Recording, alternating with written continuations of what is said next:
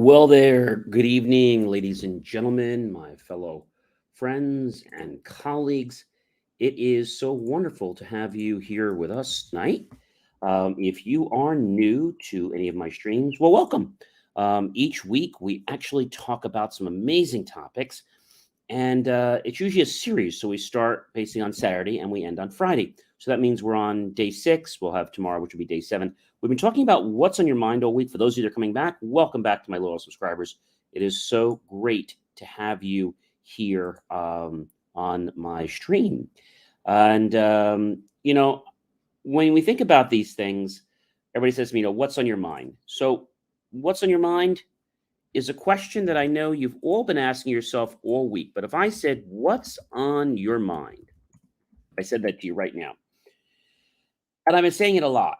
Sometimes what's on your mind might be a short film, or it might be music, or it might be the fact that you haven't called a loved one in a while. Maybe it's your mom, maybe it's your father, maybe it's your brother, your sister, or some other relative.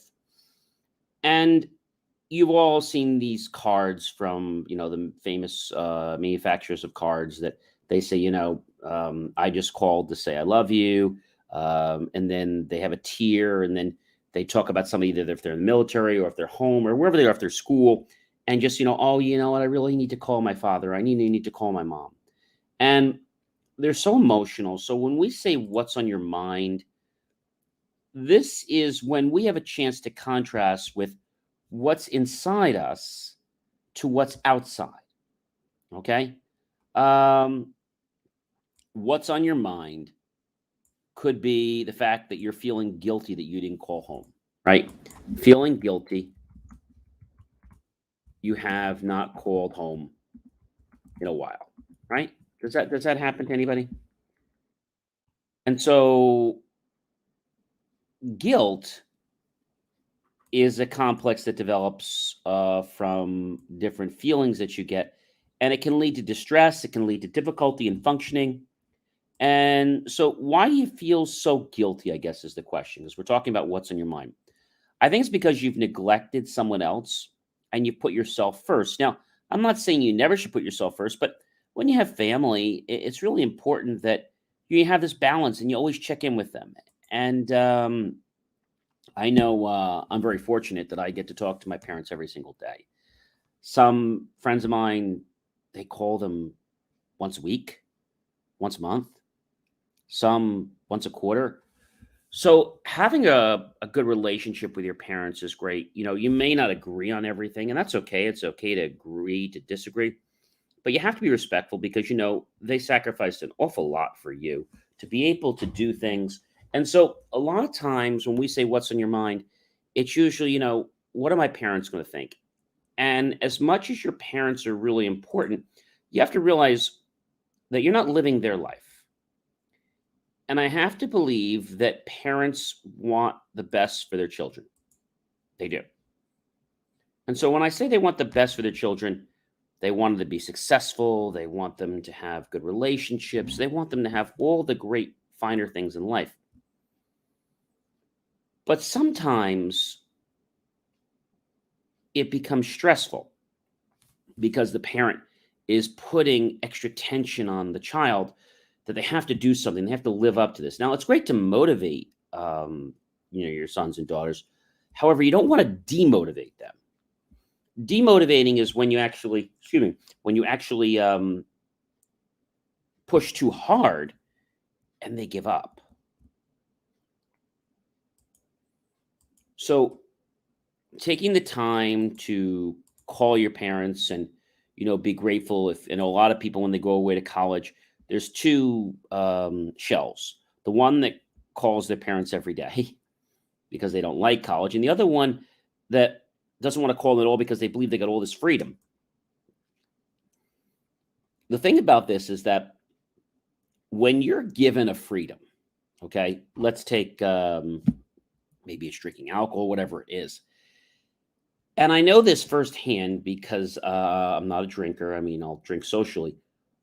A lot of my friends were not permitted to drink. I'm not talking about drinking and driving. I'm talking about they were not allowed to drink. And the reason is because their parents had a drinking problem. I was very grateful that my parents did not and still don't.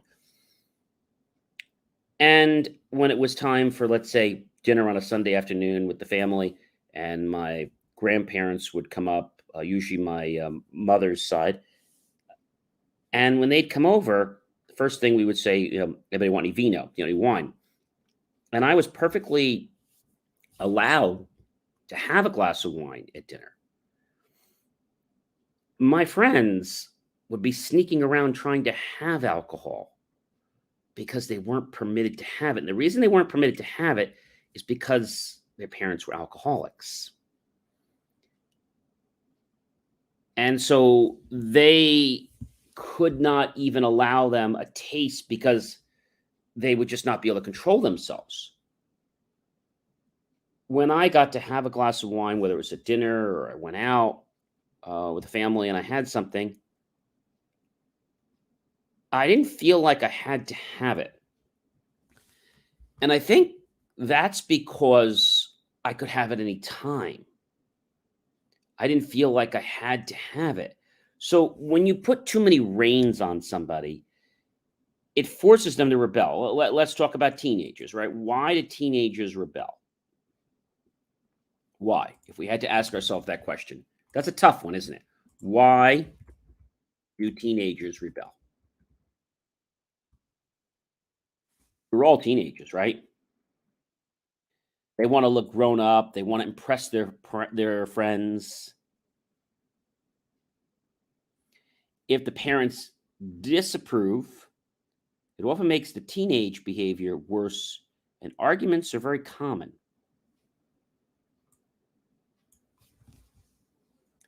Parents put adult restrictions on them. We've all had curfews and things like that. But one thing, when I would go out to whether it was a movie or hanging out with friends, and I would have to be home by a certain time, I'd say, look, Mom, I'm running behind. I'm going to be 10 minutes late. Is that okay? You have to check in. And they're not putting these rules on you because they want to be a Gestapo. They're putting these rules on you to protect you. So if you show them that you respect their rules, like, Mom, we're watching the movie. There's a long line at the diner. We're going to probably be like 15 minutes late. Is that okay? If not, I have to leave right now. And they're going to probably say yes. They're going to say yes if you're a person that respects authority, right? Now, most people will start rebelling between 9 and 13. That's according to Psychology Today. But why do teenagers rebel is the question here. Because we're talking about what's on your mind. Parents say, maybe I was too hard with him. I was too hard with her. Or maybe I wasn't hard enough. One of the main reasons that teens rebel, they want more autonomy and power. They want more independence. And because they don't get it right away, they express anger. And they throw a tantrum and they rebel against any authority. That's not just their parents. That can be teachers. It could be principal. It could be the police, anybody. And so when people have this urge for greater independence, it leads them to express anger. And in this part of life, an individual is influenced by his or her peer groups because they feel like they fit in. I remember when I was back in high school, and maybe there was something that I was not allowed to do. Sometimes my friends would make fun of me for it. Other times they said, John, you really need to get away, or you need to sneak out. You need to do something. And they were setting bad examples, right? They were setting bad examples. And I believe that when this happens, it causes a challenge. Now, there's another reason that causes rebellion, which is staying up late. When a lot of times the parents say, you have to be in bed by a certain time. And they know that if you're not in bed by a certain hour, they know you're not getting up. And I had to get up at 6 o'clock in the morning, um, took my shower, got dressed, came downstairs, had breakfast, and was all ready to leave by 7 a.m. in the morning. And I like to be at school usually like by 7:15, 7:30. And I had to do this. I did this a choice. But if I wanted to rush, I could leave the house as late as 7:30 because homeroom wasn't until like 7:50 or something. And you might say, John, this is a little crazy.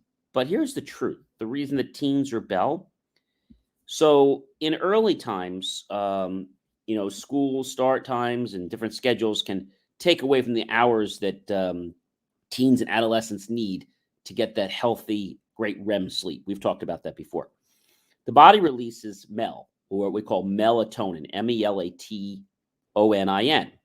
So mel basically puts you to bed at night.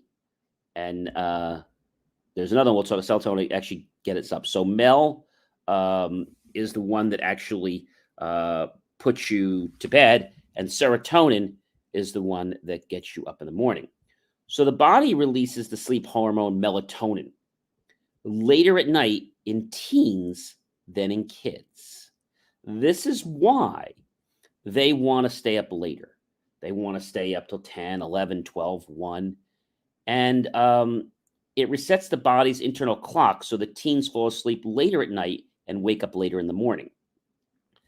This isn't done because they're trying to have power. It's being done because of a biological situation in their body.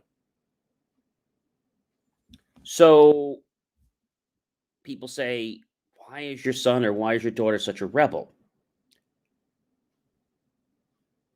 Rebels are psychologically driven by this false sense of being like the kingpin.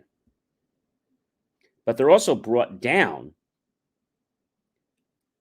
and powerless stemming from early childhood experiences. So the rebellion seems to be this mechanism that they gravitate toward because they now feel that they're older. They could do whatever they want. Maybe when they were younger and they wanted to do something and their parents could only do X and they knew they wanted more, but they wouldn't give them more. And so this is kind of their way of retaliating. Now, it's a short-lived thing. And most parents understand that it's not personal if this is happening. It's just a natural progression in somebody growing up. And so the most awkward age for adults is 12. It becomes this blur. And it kind of happens in those forgettable middle school years. So the question I have for you, again, we're talking about what's on your mind, and what's on your mind really gets into a lot of different things that we can actually see. And I think what's really important is that if you can understand, if you can understand what's going on, if you can understand what's happening, then it becomes pretty interesting because when you can actually do that, you are able to basically take the person and kind of understand, what's going on. And so when we say, teens are always rebelling, it's because of their biological makeup at that age, right? Teenagers are busy trying to make sense of their physical changes in the body, not understanding why they're happening and things like that, as well as changes to their emotion. Sometimes they're moody. They want to control everything. And it's this time when they believe that, the world revolves around them. It's very normal for teens to get frustrated and to have a mood and irritable at times. And, parents need to be understanding and say, look, don't punish the child for having that. It's not their fault that they're being moody. Try to befriend them. And it's not something that the teen's going to want to talk about. So if they say, I don't want to talk, and they have this nasty attitude, It's not something that the teen's going to recognize till years later, maybe not till after they get into college. And they feel this sense of power because their friends in school are cheering them up. Yeah, yeah, yeah, yeah, yeah. You go against your parents. Yeah, yeah, that's great. And it'd be like you get brownie points for going against your parents. But that's absolutely terrible that happens. And so what happens is you break away from those friends because maybe you get in trouble. And then the next real problem is 14. And why is that risky? Well, because that's when puberty sets in and it does a real number on our brain. And so, there's changes in the different hormones, triggers changes in the brain circuitry, um, and it even has a slight dip in education because the body's feeling inferior. It usually happens between 12 and 14, and students tend to do worse. They tend to be so preoccupied about everything going on, and they just don't think they're good enough.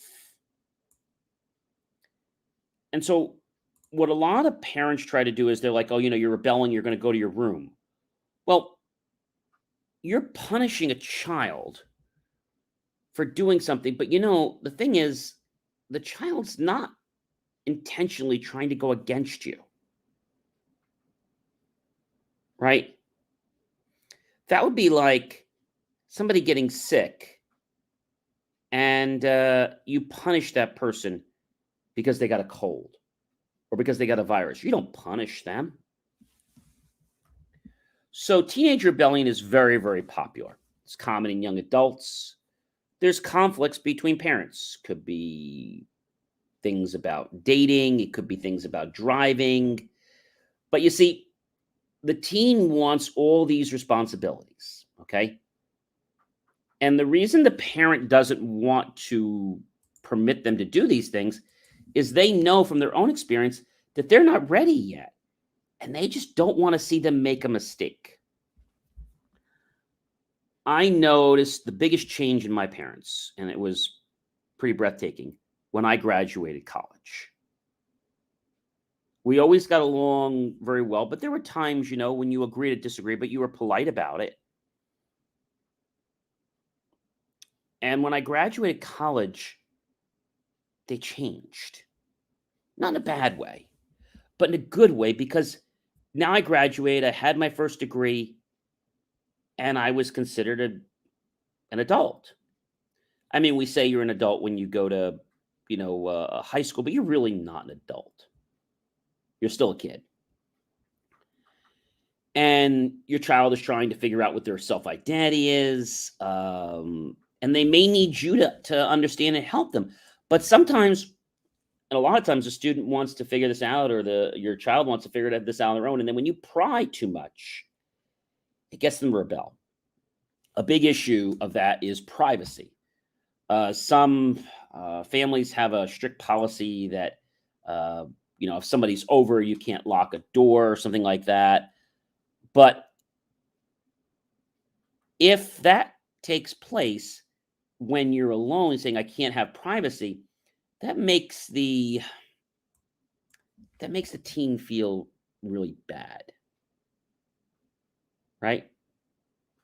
It makes the teen feel bad, and they may threaten things like, they're going to take the door down, they're going to take all the doors off. Of course, they're not going to do that, but they're frustrated with how you're responding. They know it's not your fault, but they keep trying to force you to go through the stage a little bit faster. Basically, they don't want you to grow up. And so when you get a rebellious teen, let them see that you have a human side. Okay? And that how they're reacting hurts and it upsets you. Never try to manipulate them. Okay? Because teens are very quick to notice what they call emotional blackmail. Teens want to get treated like adults, even though they're not. Praise them for the good things they're doing. Try not to make negative comments if you don't like their dress. let your teen know that you love and care for them unconditionally, and you'll always be there for them. And if there's something they're doing and it's not right,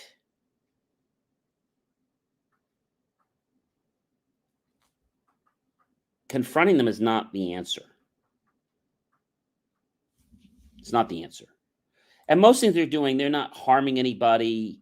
Obviously, if there's something that was going to harm their life or things like that, that'd be a different story. But a lot of times they're just doing things and it's annoying you because you're disappointed that they're not respecting you. That's what it's coming down to. You're annoyed that they are just disrespect you, and the parents go crazy.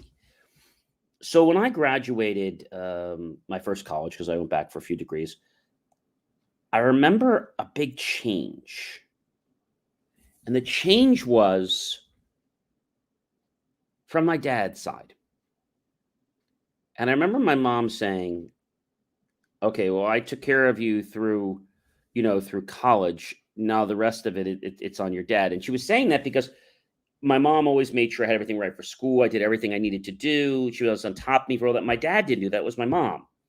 When I got out of when I got in out of college, it's like now the rest of your life, like to get you going, your dad's now he can help you with that career and stuff like that. That's his boat. And I started to notice that my parents were more my friends. I started to realize that they wanted to help me and they weren't trying to harm me or they weren't trying to hurt me. And that all those times in the past that maybe I didn't agree or, they were trying to pry about things in my life, they were only doing it for my own good. They didn't want me to get hurt. They didn't want me to get caught with the wrong people. And thankfully, I never did. But they were very good in the sense that they would stand back. Um, I only remember a few altercations when I was I think it was more in grammar school. And when you were trying to do what the rest of the peers were doing, my mom kind of set a tone that we don't tolerate that. And that's pretty much all it was. When I got to college, you're on your own. And so grammar school and high school actually set you up for college. That's what they do.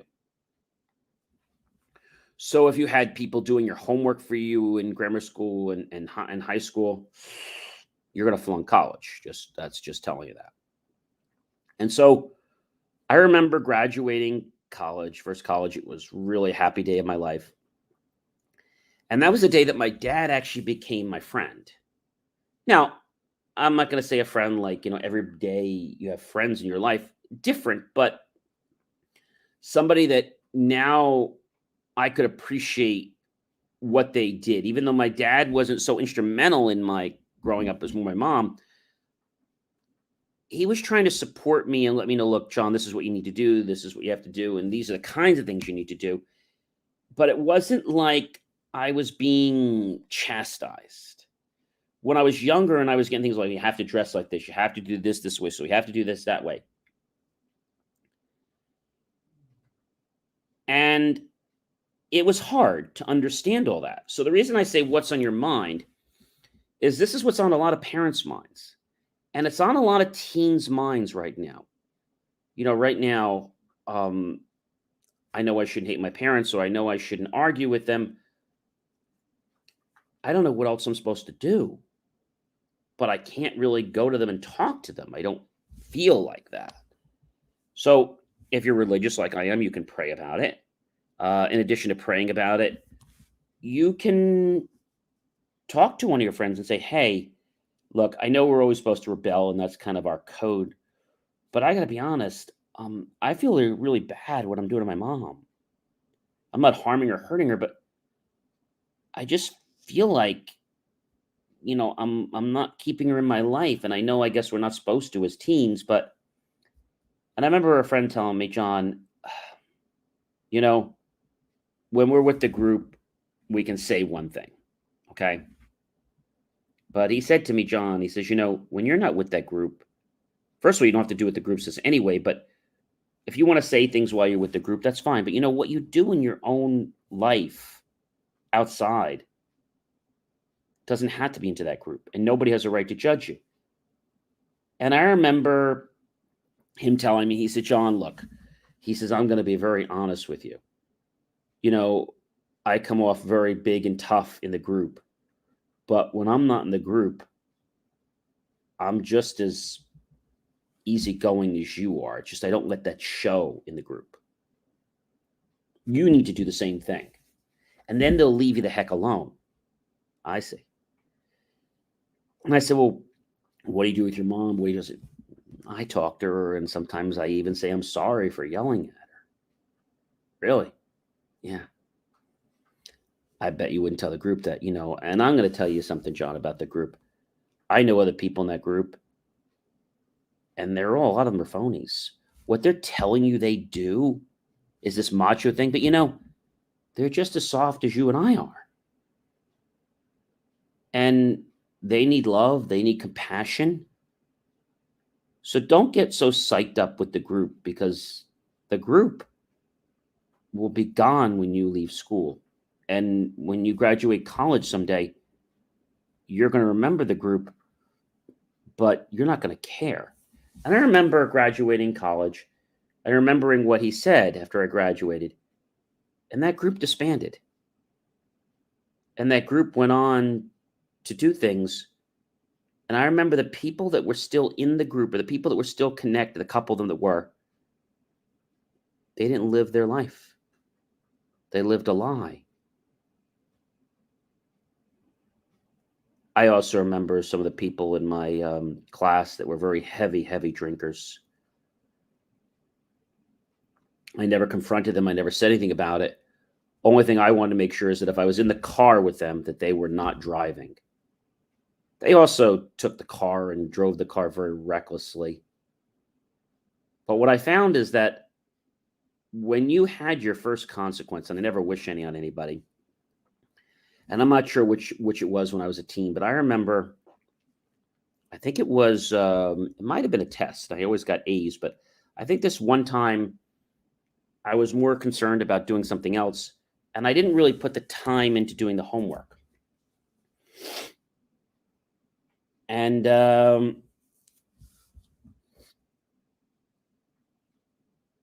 all I know is that I think it was right around maybe my sophomore year of high school that I changed from being somebody that wanted to fit in with the groups to somebody who just wanted to exist. And that's when I decided to create my own passion, run for student council. I knew there were a lot of people that were going to support me. And these people that supported me knew that I was going to do the right thing for the school. They might have not been my friends, but they knew that I was the best class representative for our room to give the views. And I think sometimes, we have three things to think about. One is legality. The other is morality, right? And the ethics. And I think when we're growing up, we never do anything to harm anybody. But what we do is we play this mind power game. Like, you're in class, and I remember this, the first time I ever had detention. I was in third grade, and this teacher was not very friendly. I remember being in third grade. I remember one of my friends was making little paper footballs. And I was kind of cool, thought that was neat. And then he started taking little things, spitballs, and he started putting those, and then he started blowing. I said, oh, that's pretty cool. Well, all I did was say it was pretty cool. And before I knew it, I had a detention that week or next week to sit after school with him, myself, and another kid. And you know what we had to do? We had to make spitballs and put them into a garbage pail. And we were told that we needed to fill that garbage pail. Now, I knew that was inconceivable for that to happen. but we were making spitballs for 2 or 3 hours in detention. It wasn't, "I must not throw spitballs when in Mrs. Such and Such's class and pay attention." No, it wasn't like that. It was actually a punishment that made us never want to spit another ball again. So I think sometimes what parents do is a lot of times they emphasize that they want to stop you. But what I'll tell you is that if sometimes you let the person do it, okay, it's going to cause a change in their life. Like if you have a student that's not listening, and let's say they drink, and let's say that you didn't stop them, but you made sure they didn't get hurt, they didn't drive or anything like that. And let's say it was time to go to school the next morning and they can't get up. And your parents say, well, that's your problem. Well, what do you mean I'm sick? You're sick because you stayed out drinking all night the other day. And then they'll usually say something to you like, so when are you going to go drinking again? Wasn't that fun? Oh, no. I'm never doing that again. And the parent kind of smiles. They say, okay, you rest. I'll make you some soup or whatever. And it's a silent rites of passage because the child feels consoled and comforted that he or she's going to be taken care of. And he learns or she learns a very valuable lesson, one that the parent wanted to drive into them for a long time. But this parent was smart and said, you know what, I'm not going to do this anymore. You want to drink? That's fine. I'm not going to stop you. And the person's like, oh, wow. You know what my parents did? My parents told me I could drink whenever I want as long as I'm not driving. Wow, you have really cool parents. And suddenly they go to parties and suddenly you're throwing up. And now you're one of the sickest kids in the class.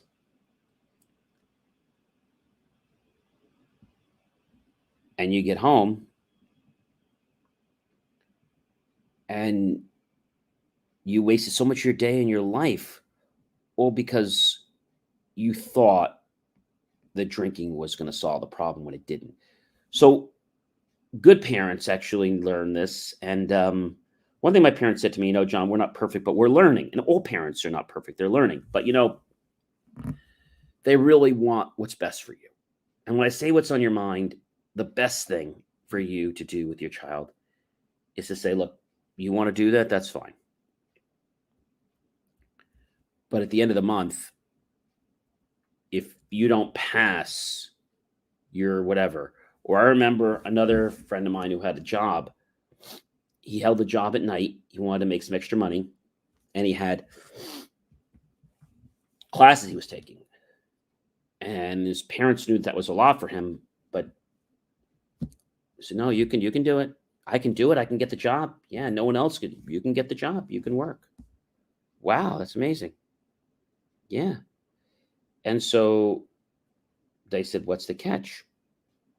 No catch. He said, well, there's got to be some kind of catch if you're just letting me have the job. I know you're going to be responsible and you're going to do what you need to do. You're going to study and you're going to do everything you need to do and you're going to pass the course. And if you don't pass the course, well, no problem. We'll just take you out of private school and we'll put you in a public school. And kids that went to private school never wanted to go to public school. Never, never, never, never.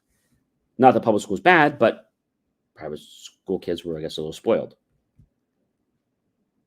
And so my friend, he took the job. He was doing good for the first month.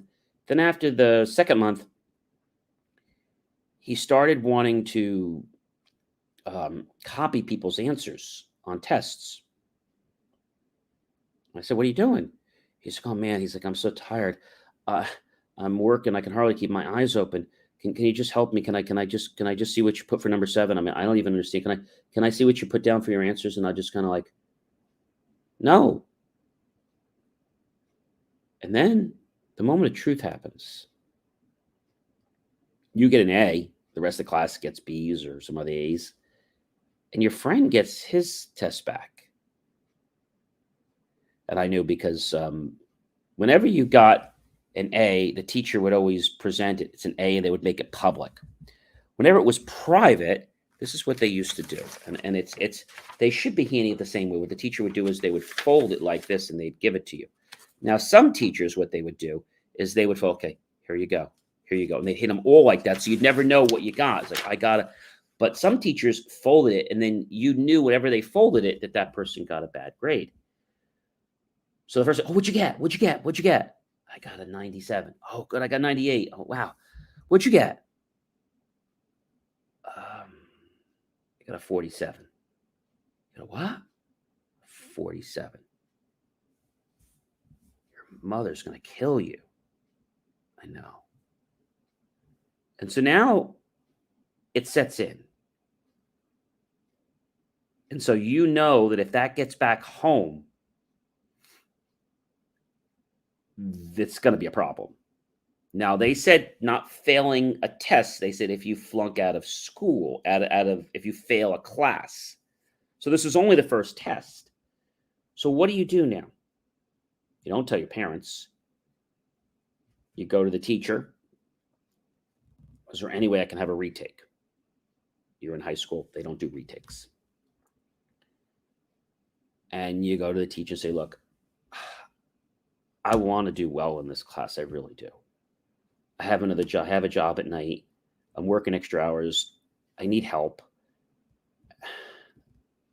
And the teacher comes to you and says, I'm willing to work with you, but you need to put the commitment in.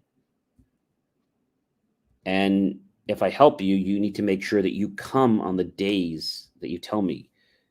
You don't leave me standing like you always would do. You tell me you're coming and then you never show up. I promise. And you tell the teacher, look,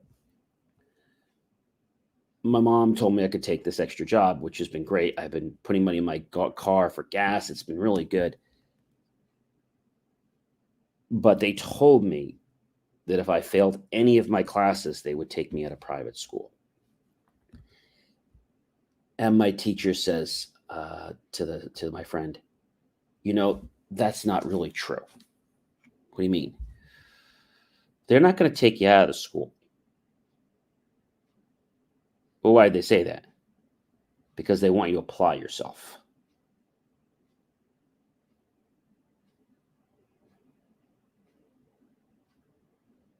So the teacher starts working with them, and the next test that he takes, he actually gets a B minus.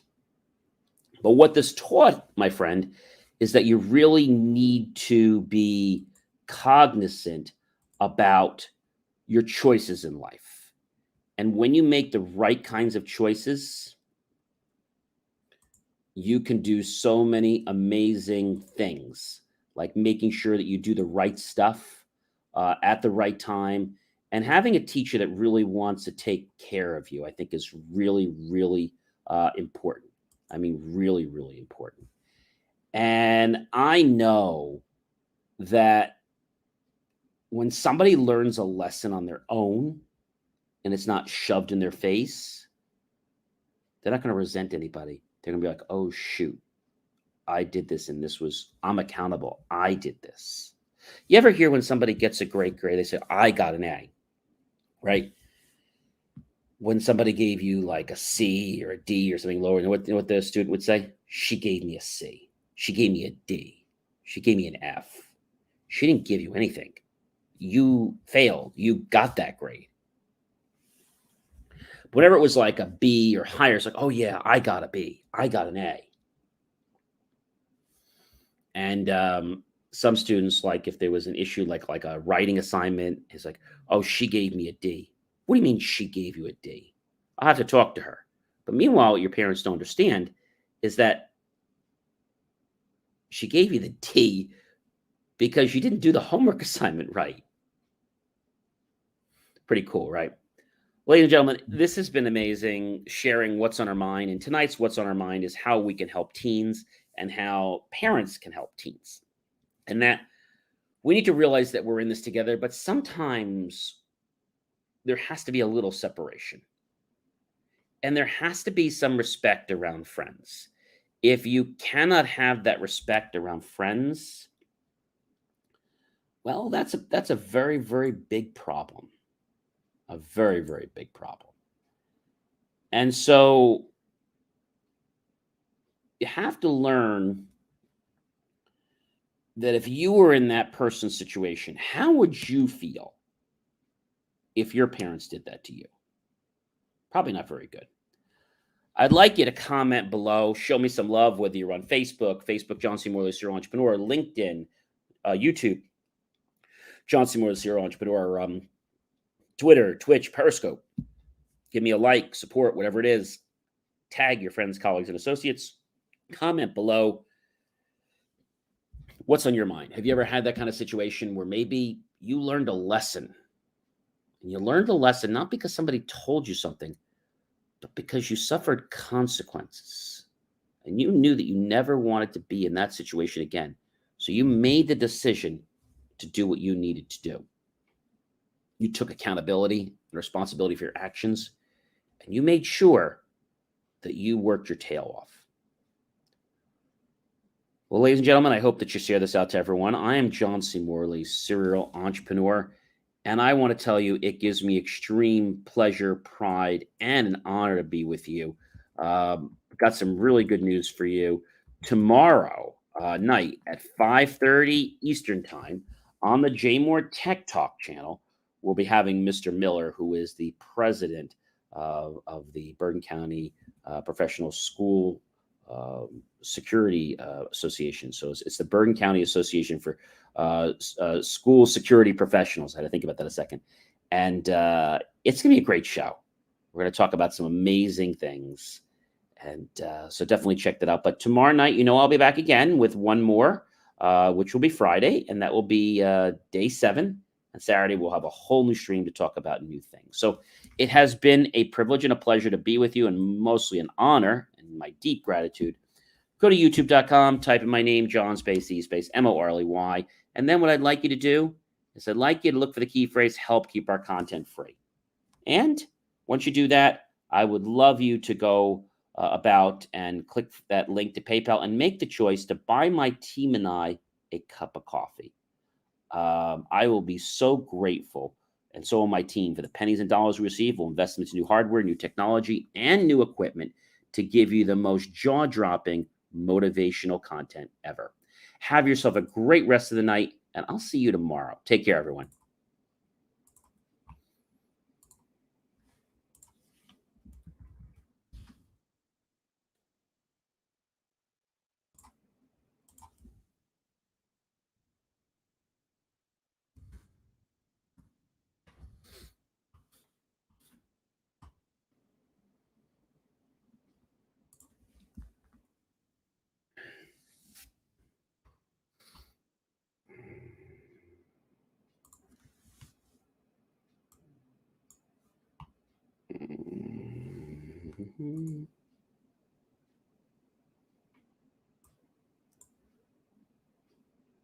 Oh, wow.